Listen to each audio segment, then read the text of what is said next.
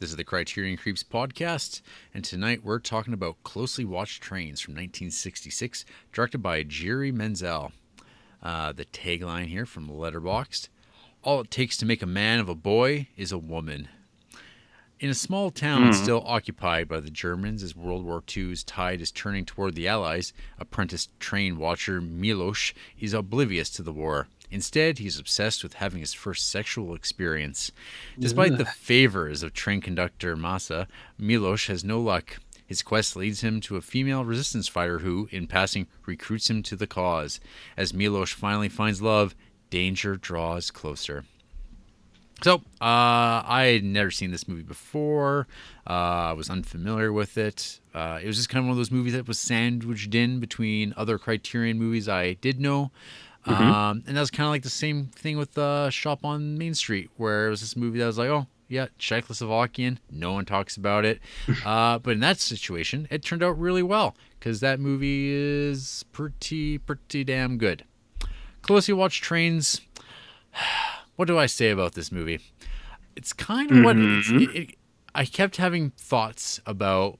This is the sort of movie that gets nominated nowadays for like best foreign film, and nobody really feels strongly about it after the fact.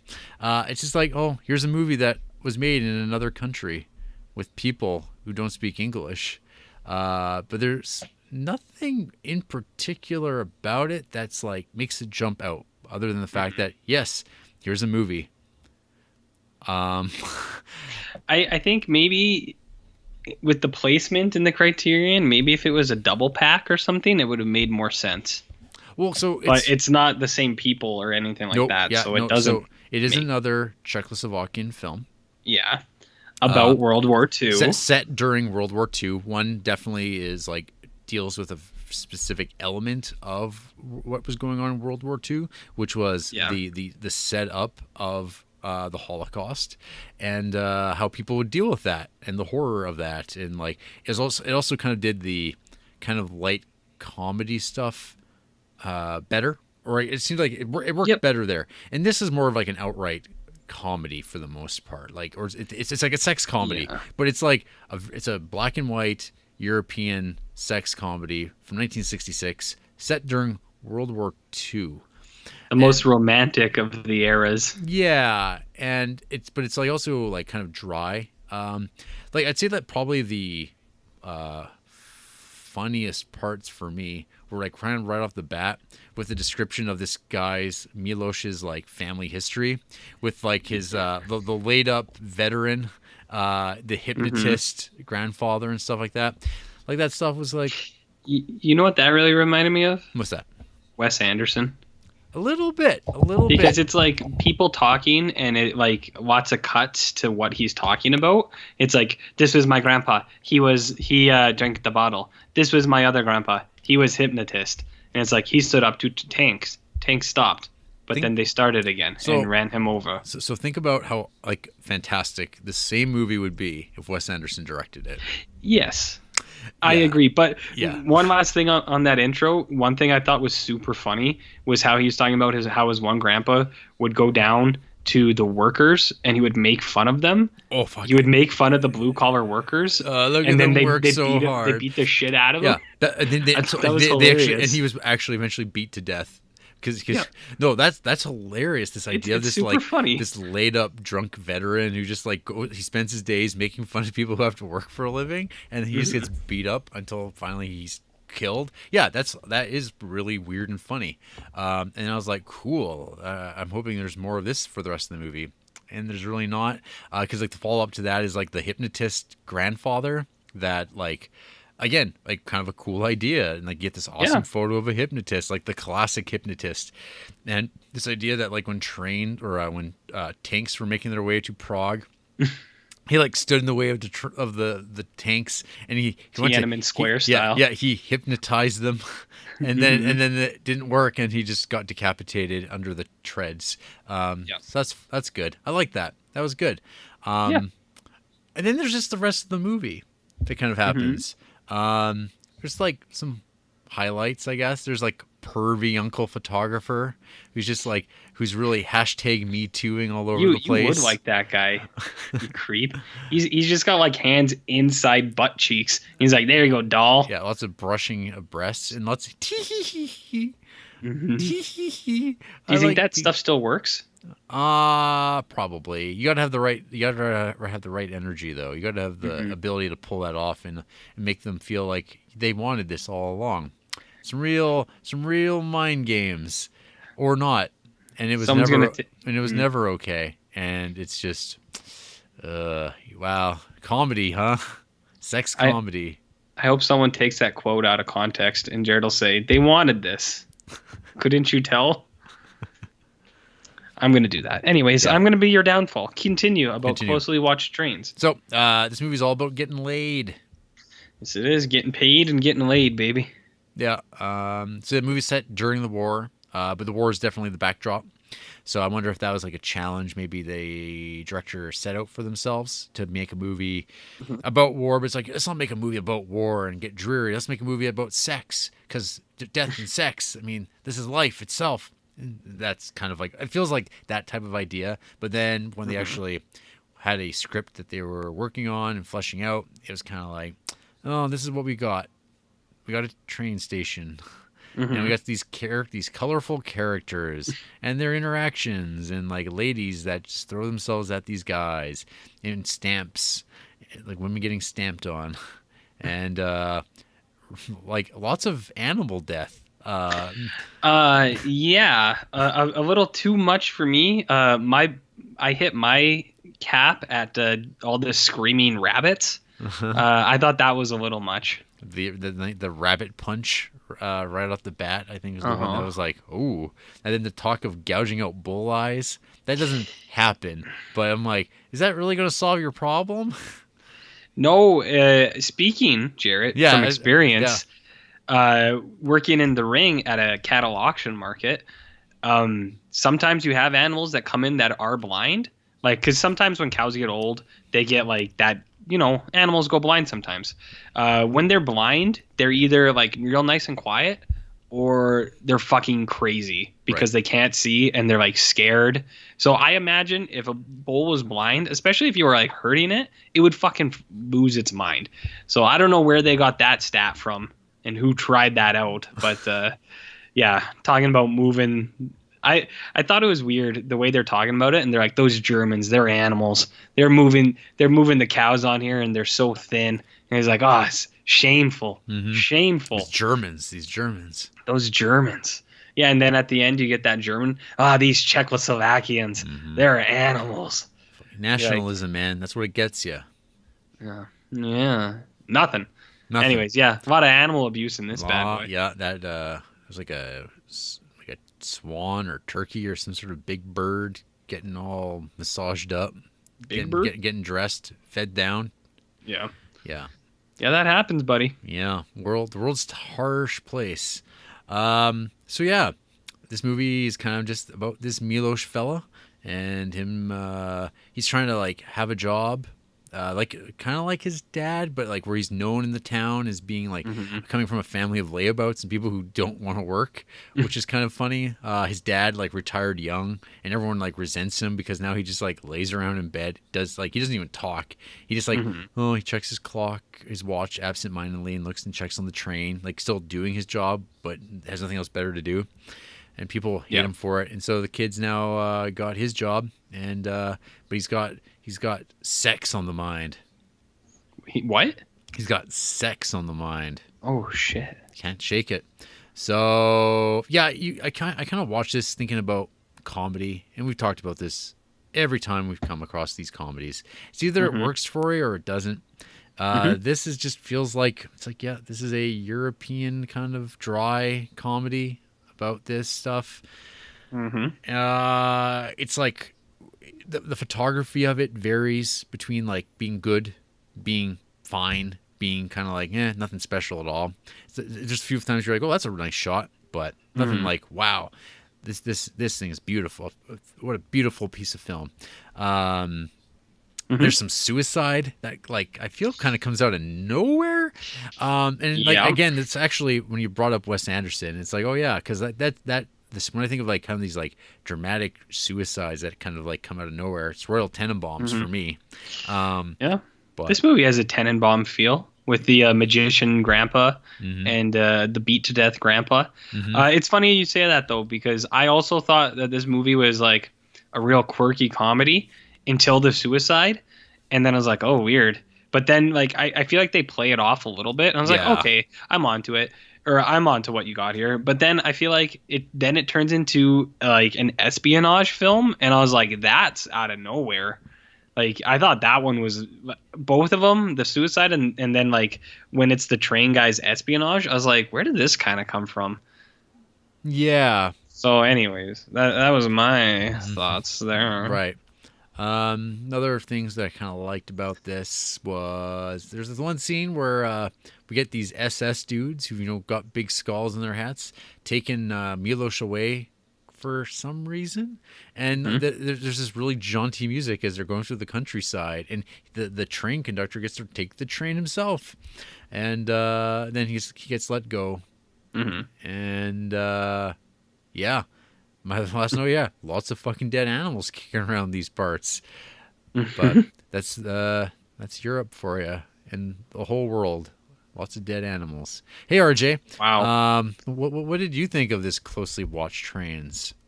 Uh, I don't think they were watching close enough. No, they had all that pussy on their mind. Oh, gross. Ugh. Anyways, yeah, hey, those Czechoslovakians are good-looking broads. That's hey Europe. They have dead animals and good looking broads kicking Good-looking around. broads. Um, I thought Closely Watched Trains was all right. I think you and me are on the same page here, especially because last week was a surprise all-time banger, and then this week it was like, hey, it's the exact same kind of thing, same country, same style of movie almost, and we're like, oh yeah, sweet. But then we got our hopes up. Hmm So And that's the lesson learned. yeah, it's the lesson learned. I think I don't know. I feel like this movie is good at parts, but I think a lot of it doesn't really hit with me. So it's a quirky comedy. It's like a coming of age for this guy. But then, like we were saying, there's the suicide and the espionage element that pop in here. And like I kind of get it to an extent, like where it's this World War II backdrop, because maybe what they were trying to say is like, well, even at war, like you had young men in war, so they were still like growing up and they still fell in love. And I'm like, yeah, that's probably true. But at the same time, I don't think that the two things work super well together. And not always. There are times where I think it does work, like when some of the Nazi guys come to the train station and it's the comedy bit where they're talking about how there's all these like tactful withdrawals. They're like, we tactfully, yeah, that's it. Withdrawn from this area and we withdrawn from that area. And the guy's like, isn't that bad? He's like, no, it's all part of our plan. So there's like stuff like that. And I was like, oh, that kind of works. And then seeing the way other people kind of interact with each other because of what's going on, I think that also kind of works more or less. But I don't know. I think the elements that were comedy that worked for me, I thought were really funny. Like we talked about the intro. I really liked that. I liked the Pigeon Man. Hmm That was a good spot. There's like some subtle scenes where there's one where he teaches the guy how to salute, and then it cuts to an old guy like in the distance, and he like smiles. He's like, "Good job, son." Like I don't know why. I thought that was really funny. But there's like stuff like that, and then even when they're trying to like rationalize his suicide attempt, and he's talking about how he like premature ejaculates, and the guy's like, "Oh, you're too healthy." It's a good sign. Classic sign of being too healthy is prematurely ejaculating, and the guy's like, "Oh, it makes total sense," and everyone's like, "Yeah, it makes total sense." Dude just got to get dip his candle in the wick there a little bit. hmm That's not how that. It's close enough. But you have that, and then you have this guy who I don't think is at all believable heartthrob sex addict. He might be a sex addict, but I don't buy him off as this lady killer guy No. because he's like kind of frumpy and he's bald and he's old and he works at this train station, but he's getting all these sweet young girls, and you're just like, ugh. Virile. Like, virile, yeah. You have the stamp scene where he's stamping some buttocks, and I was like, this is a weird, like, sensually erotic scene to be in this 60s Czechoslovakian film. And then you have like the payoff with that, or not the payoff, like the build up with the consequences, where the grandma's like, her butt is stamped. I'm taking this to the Supreme Court. And then like it goes to the court, and all the old men look at this young girl's butt, and she's like, yeah, because she like farted or something. No, and the guy's she's enjoying it. She's enjoying this sweet attention. I know. It's not all butts and dumps. It is all butts and dumps, as seen in this movie, which was a good focus, was on butts. But you have that, and I think it goes on too long, because it's like, I'm going to take it to the court, and they're like, oh, you got to take it to the trains. And then it goes to the train people too. And I was like, it's like, it's going on too long.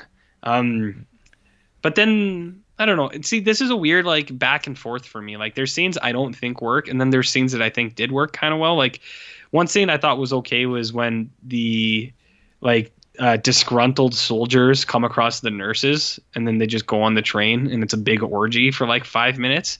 I was like, I don't know where this came from. I'm kind of into it. I don't know if it belongs here. I guess it does, because this movie's all about sex. Yeah. But there's like that stuff. I think the guy is really really cute, because the sex pervert is always talking to the kid. He's like, what's your girl like? And he's like, she's a nice girl. And then he runs away. And I was like, that's cute. That would be like a Wes Anderson main character. Like a Rushmore type, or I don't know, Moonrise Kingdom. Yeah. Someone young, like one of the young people in that movie. Right. So, I don't know, Jared. Did you know? I think RJ, this movie, like Shop on Main Street, won Best Foreign Film the following year. Did. So is that why it's here, I guess? Yeah, I mean, more or less. Yeah, but I mean, it's kind of crazy. 2 years in a row, at least there, that you had two Czechoslovakian new wave films taking those Best Foreign Films back to back. It's quite the coup. That is a coup d'état. Oh, hey, Paris. Oh. Are we speaking French now? No.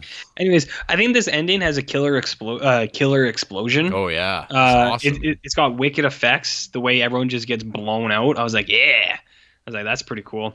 But it also ends on a bummer, too. So I think this movie is a weird seesaw between, like, real quirky and then kind of depressing. And, like, that's obviously very intentional, because it's like real life. Yeah, it's like life is tough, especially at war. But I think I don't know. It's all right. It's not bad or anything like that. It's just, it's not great. Yeah. I guess this movie was like quite popular in its day. Really? Yeah. American audiences were digging it. They're the ones that had access to this movie, which were like, New York and Los Angeles probably. But it's probably of these types of movies, I guess, because it's comedy. And the movie does have like a different vibe to it, like the editing and stuff like that, the setups and whatnot, and like the way the story's told is like, it feels kind of like the post French New Wave kind of experimentation that's going on. The black and white photography and stuff like that, kind of a looser storytelling, but at the same time, it's like to the service of something that I don't know. It never really hits. It doesn't feel as well made as I think people like. This movie feels like filmmaking figuring itself out. It's based on a novel that came out like in 1965 by a Czech author, Bohumil Hrabal. Obviously, that's exactly how it's pronounced. Oh yeah. Old Bohumil. Yeah. He adapted something previous. Jiri adapted previous work by him, and a bunch of other things that you can just read for yourself someday. I could read that for myself someday, and because we're not going to tell you. Exactly. You sometimes think dead is better. Sometimes dead is better. Truer words, my friend. Truer words. That's right. So then.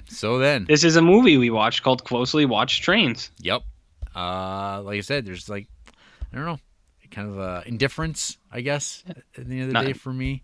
Not enough trains, in my opinion. Again, explaining comedy on a podcast, it's tough to do.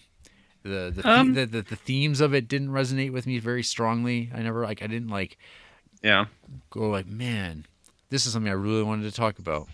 Are you saying that you weren't a teenager in World War II Czechoslovakia that was suffering from premature ejaculation? Well, and if I were, I don't know if I'd be like, oh man, better go kill myself now. Well, he doesn't do. Oh, well, actually, yeah. That's exactly what happens. It's kind of like. I thought that scene was really, actually, now that we're on it, I thought it was really touching the way that big man breaks into the room. Yeah. I think or I like that scene. The staging of him bandaging up, or kind of like after he's like bandaged up his wrists and he's carrying him down the stairs. It's very very Christ-like.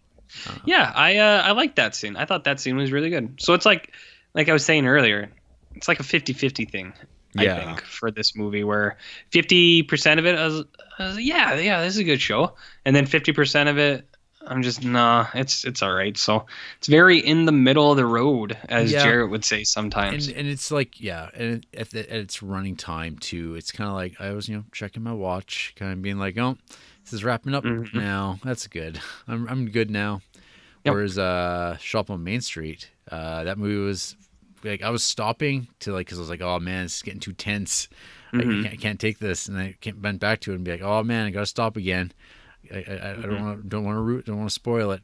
Oh man, here we go. This was just like, okay, it's getting over with. Yeah, it's getting over with, all right. Yeah, but I wonder, RJ, are there people who hate this movie? And I don't. I would say there shouldn't be. Yeah, but there probably will be. There always is. There's always somebody. Always is. Unless it's something that nobody watches, like documentaries about Danish filmmakers. But here we go. Ray Westhead, half a star. What does he got to say here? I'm going to make this text a little bit bigger. On second thought, I thought about it some more, and no. Is that all he said? Yep. Okay, well, he's not telling you about the 5 stars he gave to Deadpool. He's not telling you about the 5 stars he gave to Deadpool 2. He's not telling you about the 5 stars he gave to Avengers Infinity War. Weirdly, he claims his favorite films are The Witch, I Saw the Devil, Room, and my favorite movie of all time, Swiss Army Man. So, I don't know what this guy's deal is. He seems all over the place. Sam Mitchell, half a star. This is a story that didn't need to be told. A simple boy coming to age with his sexuality. But that's like 18 movies a year is that story, and people eat that shit up like all the time. You know what? Hey, okay, I think I've stumbled onto something weird here, Jarrett. Uh-oh. This Sam Mitchell, her favorite movies are Harold and Maude, Your Name, also I Saw the Devil, and also Swiss Army Man. The weird thing, though, is in their recent activity, they both have Grave of the Fireflies, and they both have a movie called Mother Krampus. What's going on here? Maybe they're together. And they both have 12 Angry Men in their recent movies. Well, they watched this movie 5 days apart, so maybe they're a part of a film club. I figured it out. They're both from Ohio, and they're both film students. There you go. One thing I have to mention, though, this Sam Mitchell girl has a list for worst films I've ever seen. She has 2 movies that I disagree with completely. One is Spice World, and one is the movie Once, which is about folk singers, which is actually really good. And then she has Tusk, Closely Watched Trains, and Happiness. And this Ray Westhead person commented, Closely Watched Trains is the bane of my existence. Don't forget Once, though. What does that mean? And this other person says, I refuse to watch Once. What do all these people have against Once? That's a good movie. What the fuck? What is going on, Jarrett? I've never seen Once. So I bet it got shit on in this film class. Oh yeah. And these people are like really preaching whatever they're learning. That it's about like two singers that were real life singers, and they made the music for the movie. It won like an Oscar for music. What? Yeah. All right, well, whatever. These Ohio film students are fucking pretentious as fuck. Jeez. Cripes. Was there anyone else that hated this movie? Rich Corley. Rich Corley. All right, let me find this. This is 2.5 stars. Okay. This is a pretty standard coming-of-age tale dressed in the guise of an art film. Although there's the usual World War II seriousness, I just failed to see what makes this one of the great Czech films of all time. Our main character is about as dull as can be, and it's nearly impossible to feel any sympathy for his plight. Midway through the film, if the main character attempts suicide and you don't care remotely, then the film is doing something wrong. The rest of the film is essentially lowbrow comedy mixed with Fellini's sex elements ripped off to an incredible degree. Overrated. It sounds like a common criticism I have of movies where I'm like, oh, if they can't make you feel something, which I stick by. I don't think this movie's that bad for it. This Rich Corley, their avatar is from Amadeus. They're big fans of The Bridge on the River Kwai, Nashville, The Life and Death of Colonel Blimp. I don't know what that is. That's a Criterion. Dawn of the Dead. Okay. This person doesn't know what they're doing. They gave Possession 4.5 stars, which I agree with, but they gave Jules and Jim 2.5 stars, which is way out of bounds. Way out of bounds. Man, oh man. Man, oh man. Well, yeah. Movies, hey? Movies, making, podcasts, discussion. Yeah. Here we are. Yeah, movies, and we do a podcast about movies, and we hardly ever drift or wander. Not at all. Not at all. Not at all. Well, I think that's it on this train. After the break, RJ is going to join the resistance and get killed for his troubles. And will anyone even know? Only his Red Sox hat will remain. Ooh, fucking poetic, man.